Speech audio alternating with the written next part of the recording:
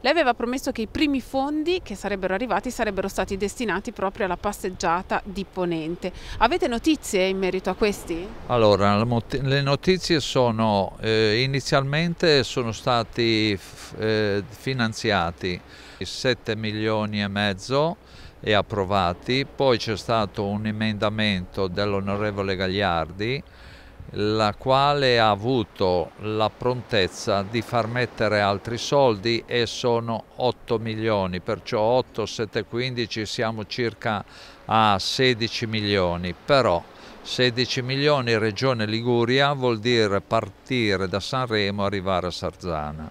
Sicuramente parlando con l'ingegnere capo della Protezione Civile ci ha detto che stanno dividendo e quantificando le necessità e che nei primi 15 giorni del mese di gennaio dovremmo sapere qualcosa. Sicuramente noi la pratica della sommergenza l'abbiamo fatta, stanno lavorando liberando il torrente Semorile perché l'impeto del mare ha ostruito l'imboccatura. Nel momento che ci arrivano i soldi e quanto ci arrivano, ci sarà un programma, un cronoprogramma di iniziare i lavori di infrastruttura della passeggiata. La priorità è dove c'è un esercizio, perché Zoagli senza passeggiata i posti di lavoro di questo locale, di quel locale, di quel locale, di quel locale diminuiscono, perché senza passeggiata gli viene meno qualcosa a Zoagli.